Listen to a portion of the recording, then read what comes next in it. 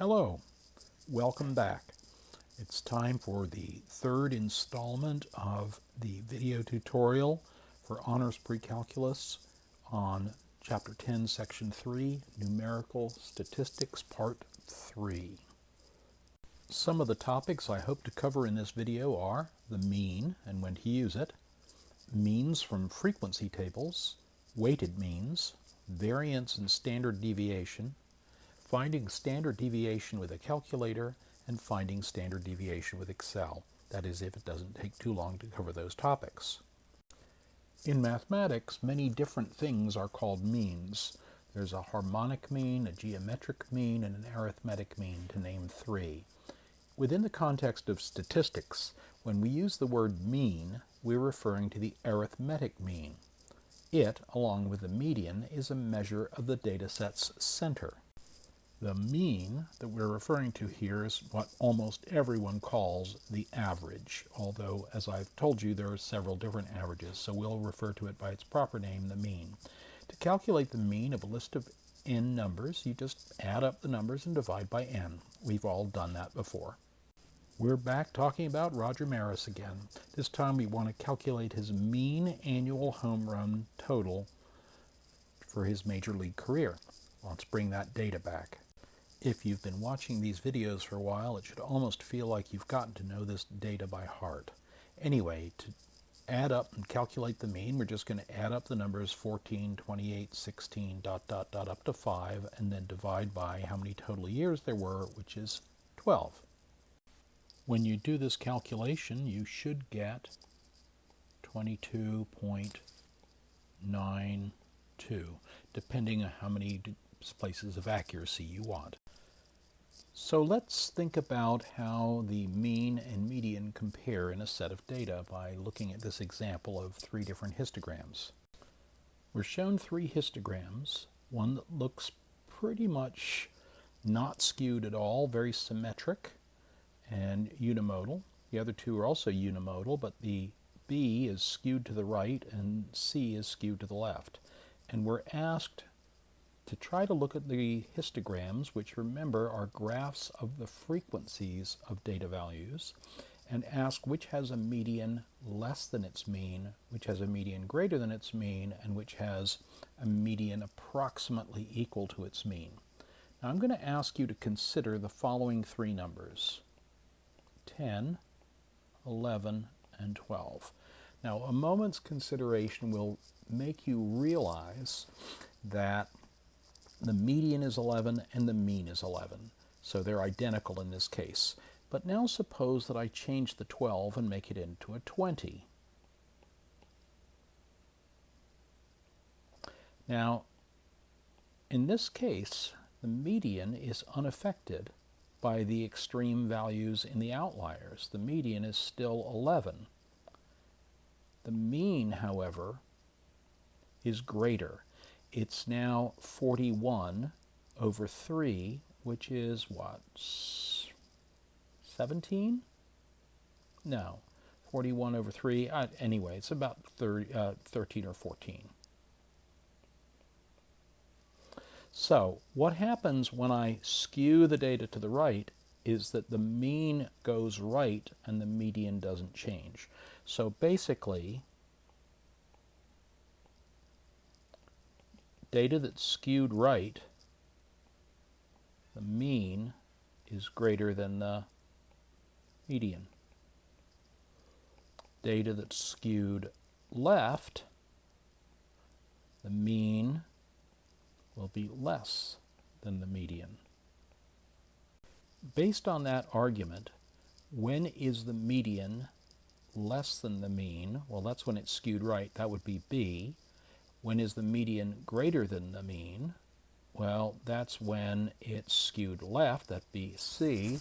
And when are the median and mean are approximately equal? That would be when it's symmetric, or A.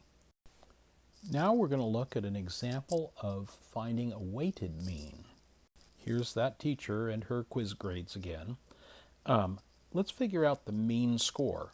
And to do this, understand that the score of 10 with a frequency of 2 means 2 students earned a score of 10.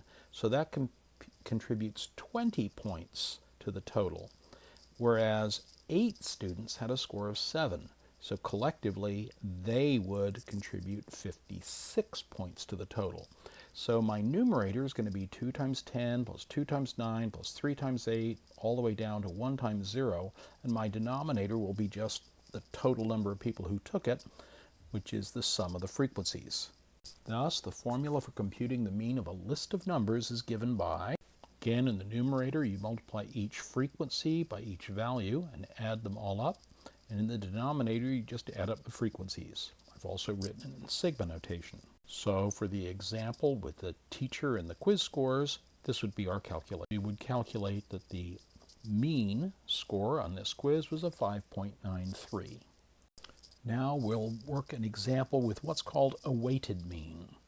Many students have been faced with the question, what do I need to get on the final exam in order to keep a such and such average, or in order to get an A or B average?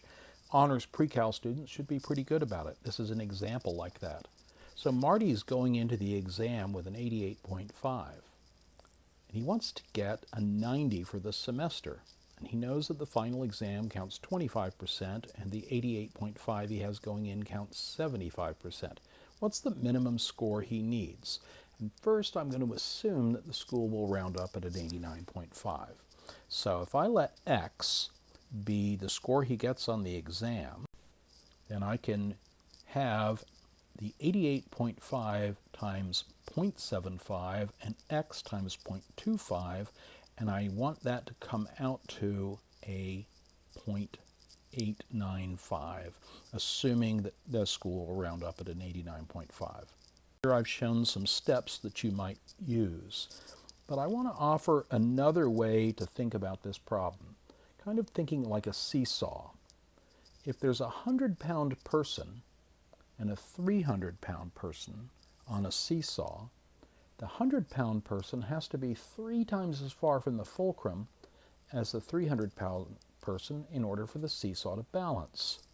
Now that 88.5 grade is 1 point below the desired grade of 89.5, but it carries 3 times the weight of the grade he gets on the final. So the grade on the exam would have to be 3 points above the desired grade, or 89.5 plus 3, or 92.5. So you can think your way through these if you can think about it like a seesaw. Now we're going to discuss variance and standard deviation. The median and the interquartile range are useful statistics for describing the center and spread of any distribution, because they're resistant to the presence of skewness and outliers. On the other hand, when the outliers and skewness aren't present and the data is pretty symmetrical, the mean is an excellent measure of center. And there's something that's better than the interquartile range called the standard deviation. Standard deviation and mean are both strongly affected by outliers, and they can be misleading if they're present. So the whole time you want to do this is summarized as follows. So to summarize, with symmetric data, you're better off using the mean and the standard deviation as your best measures of the center and the spread. But with sort of general data that has skew or outliers, you want to use the median and the interquartile range. Here's the definition of the standard deviation. So the standard deviation of a population of n data points is given by that fairly fancy-looking expression. However, it's really not difficult to understand. That symbol mu, which looks like this, is the mean. And what we do is we subtract the mean from each of the data values, square the results, and add them together. Then we just divide that by how many there are. So that is the mean of the squares of the differences between each data element and the mean, added together and divided by how many there are. So if you think of the deviation of a data value as how much it differs from the mean, then the variance is just the mean of the squared deviations. So This is the one that you want to use if you're working with a whole population. But if you're just working with a sample of the data, you probably want to use this one. Here they've written x bar instead of the mu, but they mean the same thing. And they're calling the result S instead of sigma. So this little guy here is sigma. And the big difference here is that we are using 1 over n minus 1 instead of 1 over n inside the radical. That's really the only difference. And this is better for smaller data sets. It gives a better idea of the true parameter rather than the statistic. So let's work a little simple example and see if we can sort of follow along. Let's consider the data set 1, 4, 7, and 12. First, I'm going to calculate the mean. 1 and 4 is 5, and 7 is 12, and 12 is 24. So these sum to 24. So the mean is 24 over 4, or 6. Now what I'm going to do is I'm going to subtract 6 from each of those 4 data elements and square the results. So 1 minus 6 is negative 5, and when I square that, that's the same as 5 squared. 4 minus 6 is negative 2, and negative 2 squared is the same as 2 squared. 7 minus 6 is 1, 1 squared is 1, and 12 minus 6 is 6 squared, which is 36. So this sum of xi minus x bar squared comes out to 25 plus 4 plus 1 plus 36. 36 and 4 is 40. 40 and 26 is 66. So we get the same result for both calculations.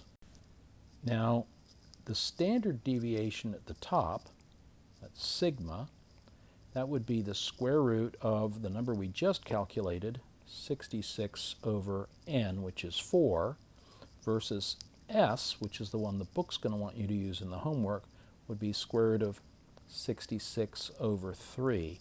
Now I calculated these on a calculator. The first one I got 4.062, and for the second I got 4.690. Now you can do this exact calculation not manually, which can be pretty tedious for large data sets, but on your calculator. You just go ahead and put those numbers, 1, 4, 7, and 12, into list 1. Then you go to Stat, Calc, and Operation 1 is one variable statistics. And here's a screen capture of what you get.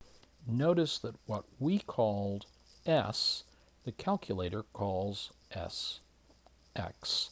And what we called sigma, the calculator calls sigma x. So you can use your calculator, and feel free to do that on the homework to get this. Typically, you're going to be looking for the S value, not the sigma. And then to get the variances, if you're asked for that, you just square these numbers. So again, typically we use the sigma form with the 1 over n inside the radical when we're calculating standard deviation for an entire population. But if we're working with just a sample of a population, you want to use the S formula with the 1 over n minus 1. You can also do these in an Excel spreadsheet if you want. The commands are pretty simple. If you want to calculate the variance, they are var.p, which is the population version, and var.s, which is when you're just using a sample. And I didn't go ahead and take a picture of this, but again, if you just Google Excel and var.p and var.s, you'll see all about how to do this. And these calculate the variances. You square roots of those are the two different standard deviations, the S and the sigma. Anyway, hope you enjoyed this. Hope it was helpful. I've got one more last little bit to do, one last presentation, and then you're good to go with the 10-3 assignment. I hope everyone's staying healthy, not too bored. Miss you guys. I am going to try and do a video chat through Teams soon once I get up the nerve. And so I'll send out an invitation for that, and we can sort of discuss how everything's going and maybe consider some possibilities for assessing this chapter, etc. Anyway, bye-bye.